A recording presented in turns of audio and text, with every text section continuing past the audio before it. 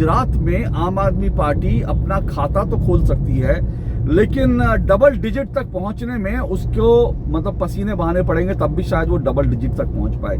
ये सिचुएशन है। और हिमाचल प्रदेश में आम आदमी पार्टी का खाता भी नहीं खुल रहा। ये चुनाव पूर्व सर्वे हैं, कुछ मीडिया रिपोर्ट्स देखेंगे और इसके अलावा कुछ पत्रकारों के, गुजरात में रिपोर्टिंग करने वाले पत्रकारों के कुछ ट्विटर हैंडल्स अगर आप देखेंगे तो आपको ऐसा लगेगा जैसे आम आदमी पार्टी अरविंद केजरीवाल गुजरात में बहुत बड़ी ताकत बन गए हैं। ये मीडिया में जो कुछ आप देख रहे हैं ये कुछ नहीं, सीधा सीधा ये पैसे का खेल है। दरअसल मीडिया को जिस तरह से आम आदमी पार्टी मैनेज करती है उतना अच्छा कोई और मैनेज नहीं करता। आंकड़ों में अगर आप जाएंगे तो आंकड़े साफ तौर पर दिखाते हैं कि ये करीब करीब आम आदमी पार्टी जो है वो उसका जो सबसे बड़ा बजट जो होता है वो विज्ञापनों का बजट होता है और वो अखबारों का, टेलीविजन चैनलों का बजट होता है। शिकागो यूनिवर्सिटी की एक रिपोर्ट कहती है दिल्ली एनसीआर में जो लोग रह रहे हैं उनकी औसत आयु 10 साल कम हो रही है, क्योंकि इस प्रदूषण के कारण।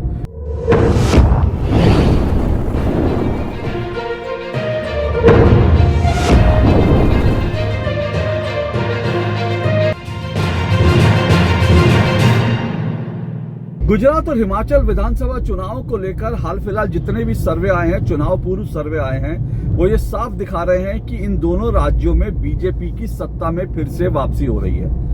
और कांग्रेस यहां पर बीजेपी को टक्कर तो दे रही है, लेकिन गुजरात में कांग्रेस जीत से बहुत पीछे है। हिमाचल में जरूर जो है चुनावी मुकाबला बड़ा करीबी है, लेकिन जहां तक आम आदमी पार्टी की बात है, गुजरात में आम आदमी पार्टी अपना खाता तो खोल सकती है, लेकिन डबल डिजिट तक पहुंचने में उसको मतलब पसीने बहाने पड़ेंगे, तब भी शायद वो डबल डिजिट तक पहुंच पाए।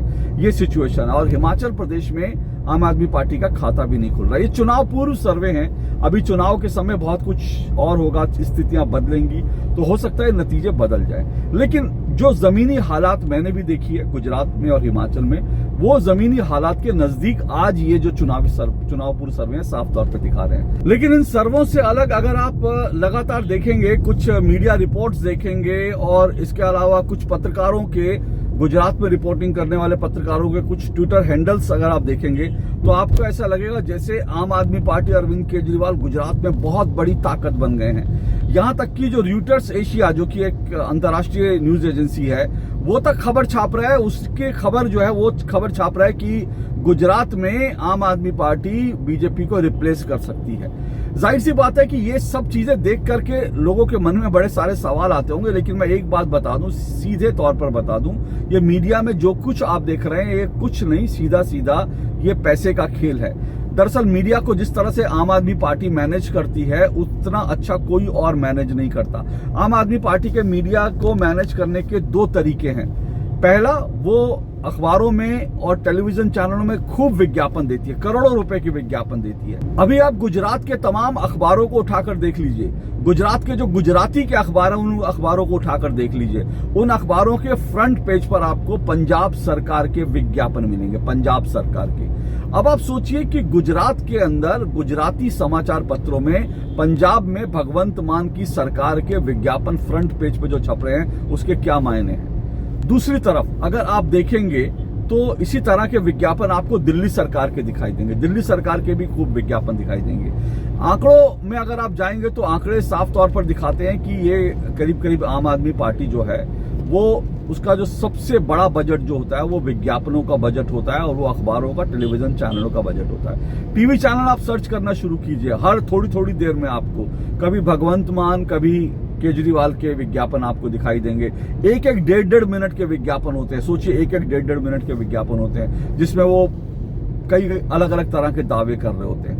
अब आप सोचिए कि ये जो विज्ञापन दिए जाते हैं इनका मेन मकसद क्या होता है? क्या प्रचार करना होता है? ठीक है, सरकार अपना कुछ काम कर रही है और प्रचार करना एक मकसद हो सकता है, लेकिन उससे बड़ा मकसद क्या होता है? उससे बड़ा मकसद ये होता है कि किसी भी टेलीविजन चैनल को, किसी भी समाचार पत्र को जब करोड़ों रुपए के विज्ञापन दिए जाते हैं तो उनसे आम आदमी पार्टी साफ तौर पर ये डील करती है कि आपको जो विज्ञापन दिए जा रहे हैं उसके एवज में आप हमारे पक्ष में रिपोर्टिंग करेंगे और हमारे खिलाफ आने वाली खबरें जो है वो दबा देंगे। और अखबार वाले ऐसा करते हैं क्योंकि सब के सब धंधा करने बैठे हैं, टेलीविजन चैनल, अखबार वाले। आप सोचिए ना कि कोई अखबार को एक खबर छापनी है आम आदमी पार्टी के खिलाफ और वो खबर छापना चाहते हैं, लेकिन वो खबर अगर छाप देगा उसका 20 करोड़ का विज्ञापन मर जाएगा तो फिर वो क्यों छापेगा, एक खबर वो हटा देगा, सोचेगा 20 करोड़ का विज्ञापन मिल रहा है तो 20 करोड़ के विज्ञापन पर कंसंट्रेट करे। तो ये दरअसल इनकी मॉडस ऑपरेंडी होती है टेलीविजन चैनलों में, अखबारों में। तो इस तरह से अभी अगर आप देखेंगे तो गुजरात, ये जो पंजाब में भगवंत मान की सरकार आई, पंजाब में भगवंत मान की सरकार ने एक आरटीआई का आंकड़ा बताता है कि सिर्फ एक महीने में इन्होंने 24 करोड़ रुपए विज्ञापनों पर खर्च किए, सिर्फ एक महीने में। आप सोचिए, पंजाब की आर्थिक स्थिति इस वक्त बहुत खराब है।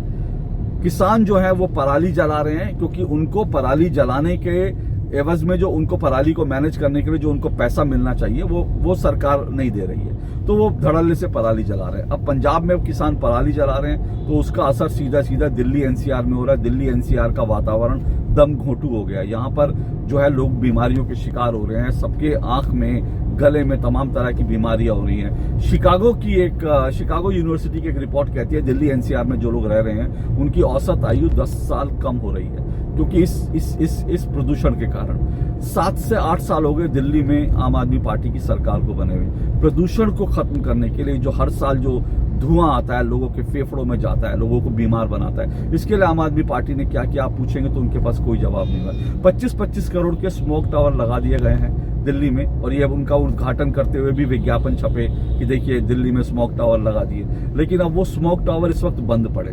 तो इससे आप कल्पना कर सकते हैं कि दरअसल क्या सिचुएशन है जो है आम आदमी पार्टी और के जो गवर्नेंस मॉडल है उसकी क्या सिचुएशन है। तो पैसा जो किसानों को जाया जा सकता था, उस किसानों से एक महीने के अंदर उस पैसे से सीधा अखबारों में 24 करोड़ के विज्ञापन दे दिया आम आदमी पार्टी ने। अब ये जो 24 करोड़ के जो विज्ञापन दिए हैं, अब इसमें से ज्यादातर पैसा जो है वो गुजरात के अखबारों में गया है, गुजराती अखबारों में गया, गुजराती चैनल में गया है, ताकि गुजरात में भी एक तस्वीर दिखाई जा सके कि आम आदमी पार्टी बहुत बड़ी ताकत वहां बनकर आ रही है, और जो है मीडिया जो है उनको हीरो की तरह प्रोजेक्ट करे, और वही कुछ हो रहा है। इसी तरह से फेसबुक पर करीब 2 करोड़ रुपया फेसबुक पर जो है पिछले 1-2 महीनों में आम आदमी पार्टी ने फेसबुक पर 2 करोड़ रुपए खर्च किए हैं फेसबुक को मैनेज करने में। अब ये जो पैसा है इसमें से 90% पैसा जो है गुजरात के फेसबुक अकाउंट्स की तरफ डाइवर्ट किया गया।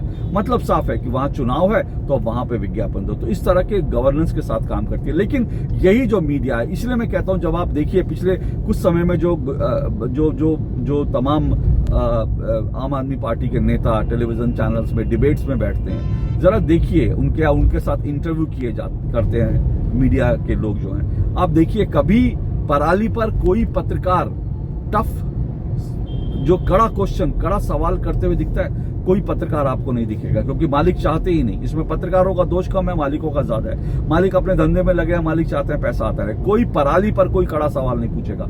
अभी देखिए पंजाब में जो है दिन दहाड़े सुरेंद्र सूरी जो एक हिंदूवादी नेता थे, उनकी दिन दहाड़े हत्या कर दी गई। सुरेंद्र सूरी की जिस तरह से हत्या की गई, उसको लेकर आपने कोई कड़ा सवाल देखा आम आदमी पार्टी से किसी नेता को? अब पंजाब के जो मुख्यमंत्री भगवंत मान है वो गुजरात में गरबा कर रहे हैं, और पंजाब में क्या हो रहा है, पंजाब में दिन दहाड़े हत्याएं हो रही हैं। करीब पिछले 6 महीने में 350 हत्याएं हो चुके, 350 हत्याएं, और खालिस्तानी जो है वहां पर लगातार सर उठा रहे हैं। ये जो सुरेंद्र सूरी की हत्या हुई, इनकी इनपुट जो है पंजाब के जो इंटेलिजेंस विभाग था उसके पास इनपुट थी कि उनकी हत्या होने वाली है, उनकी हत्या करना चाहते हैं लोग। और इसके अलावा जब इनकी हत्या की गई तब वहां पर करीब 7 से 8 पुलिसकर्मी खड़े हुए थे। उन पुलिसकर्मियों की मौजूदगी में हत्यारे सुरेंद्र सूरी को गोली मार देते हैं। इतना दुस्साहस पंजाब में हो गया है जो तमाम वहां पर जो इस तरह की ताकतें हैं उनका। लेकिन पंजाब में जो खालिस्तानी सर उठा रहे हैं, पंजाब में जो लॉ एंड ऑर्डर जो कोलैप्स हो रही है, पंजाब में जो पराली जल रही है, उसके कारण दिल्ली में दम घोंटू वातावरण हो गया है। इस पर एक भी पत्रकार आपको कड़ा सवाल करते हुए नहीं मिलेगा, और जो पत्रकार सवाल करते हैं उनको आम आदमी पार्टी नौकरियों से निकलवा देती है। आम आदमी पार्टी उनको जो है ये कह देती है, उनके प्रोग्राम में जाना बंद कर देती है। मेरे खुद के प्रोग्राम में, मैं आम आदमी पार्टी वाले मेरे खुद के प्रोग्राम में जब मेरा नाम सुनते हैं तो कहते हैं अशोक श्रीवास्तव के प्रोग्राम में नहीं आएंगे।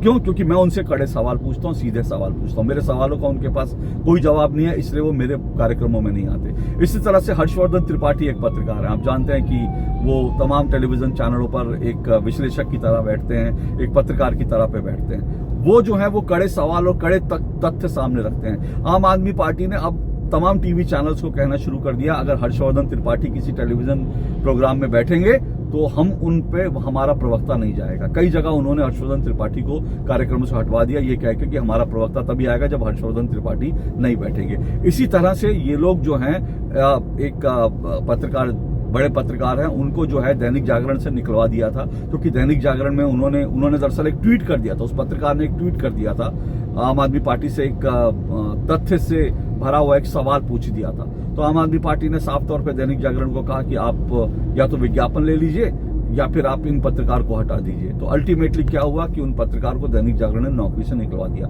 इसी तरह से आम आदमी पार्टी ने एनडीटीवी के एक जो रिपोर्टर दिल्ली की बीट पे कवर करते थे, आम आदमी पार्टी को कवर करते थे, उनको हटवा करके, एनडीटीवी के रिपोर्टर को हटवा करके किसी और पत्रकार को, किसी अपने मनमाफिक किसी जर्नलिस्ट को जो है आम आदमी पार्टी की बीट पे लगा दिया। तो इस तरह से ये लोग मीडिया मैनेज करते हैं जनता के पैसों से, और उनसे कोई कड़ा सवाल नहीं पूछता। ये सब कुछ हो रहा है। और ये चुनाव में आप देखिए, मैं ये सवाल इसलिए उठा रहा हूं क्योंकि पंजाब की हालत बहुत बहुत खराब है। पंजाब में खालिस्तानी आतंकवादी जो हैं, खालिस्तानी जो हैं, वो बाकायदा पुलिस के पहरे में जुलूस निकाल रहे हैं। पुलिस उनको प्रोटेक्शन देती है, सेफ पैसेज देती है कि जाओ भारत के खिलाफ नारे लगा लो। तो पंजाब में जो है खालिस्तानी घूम घूम के नारे लगा रहे हैं, भारत तेरे टुकड़े होंगे, हमें खालिस्तान चाहिए, पंजाब भारत का हिस्सा नहीं है, ऐसे नारे लगा रहे हैं। और उनके इर्द गिर्द जो है पुलिस का पहरा है कि कोई उनसे सवाल ना करे, उन खालिस्तानियों को तंग ना करे, वो आराम से भारत विरोधी नारे लगाए, और पुलिस ने उनको प्रोटेक्शन दे रखा है। और सुरेंद्र सूरी, जिनकी जान को खतरा था, जिनको लगातार खालिस्तानी कह रहे थे हम उनकी हत्या करेंगे, सुरेंद्र सूरी जैसे लोग पुलिस प्रोटेक्शन देने में नाकाम रहती है, और खालिस्तानी और आतंकवादी जो चाहते हैं, जैसे चाहते हैं, वहां पर लोगों को मार देते हैं। इन सारे तथ्यों को आप देखिएगा, सोचिएगा, और जो मीडिया में रिपोर्ट्स आती है उनका एनालिसिस भी कीजिएगा, और देखिएगा कि मीडिया किस तरह से भारत में मैनेज किया जाता है पैसों के दम पर। और ये कहा जाता है कि भारत में मीडिया आजाद नहीं है, मीडिया को बोलने की आजादी नहीं है, नरेंद्र मोदी जो है मीडिया को बोलने नहीं देते। लेकिन असल में मीडिया की आवाज कौन दबा रहा है, मीडिया को कौन मैनेज कर रहा है, पत्रकारों को कौन नौकरियों से निकाल रहा है, ये तथ्य मैंने आपके सामने रखे। आज के लिए इतना ही, नमस्कार।